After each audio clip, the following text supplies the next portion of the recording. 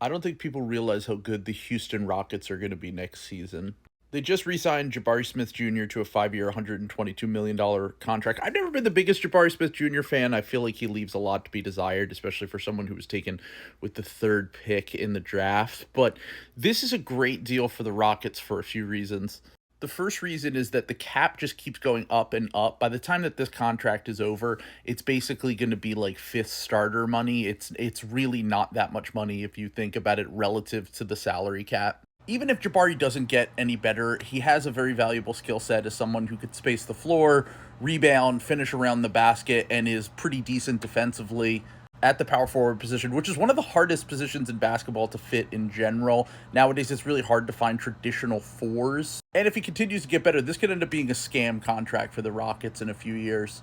Former top picks get the benefit of the doubt a ton when it comes to this stuff anyway. Like last year, they signed Jalen Green to a massive contract that if you go watch my podcast, I talked about it when they signed that deal. I didn't understand it at all. I thought it was one of the worst deals signed in the NBA last year, but they ended up moving it for Kevin Durant. So obviously they knew what they were doing. We saw it with RJ Barrett a few years ago with the Knicks as well. They signed him to a huge deal and they were able to trade him for OG Anunoby.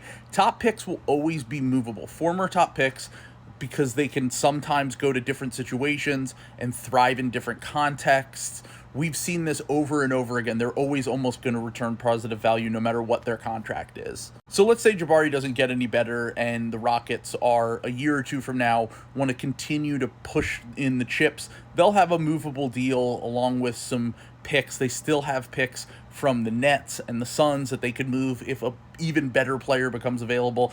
And like I said, this has potential to return value even if he doesn't get better. Another thing that was reported was from Jake Fisher that they are interested in Dorian Finney-Smith. I heard this as well, and I feel like this is just kind of more insurance for them on the wing, just to replace Dillon Brooks, who they just traded in the Kevin Durant trade. So basically, you're replacing Jalen Green with Kevin Durant and Dillon Brooks with Dorian Finney-Smith, and then you're probably going to get some internal development from Jabari, Tari, maybe Reed Shepard, absolutely Alperen Şengün, Amen Thompson. I feel like this team is going to be absolutely stacked next year. I think they could be the one seed in the Western Conference. They could probably win like 60 games. And I think they're a real threat to potentially make the finals or win the title. The Rockets were continuously better when Jalen Green was off the court last year. Everyone's numbers were better when he was off the court last year. Şengün, Jabari Smith, everyone on the team was better. They were a better team without Jalen Green, and they have basically just upgraded multiple positions, and they will get another step forward from a few guys.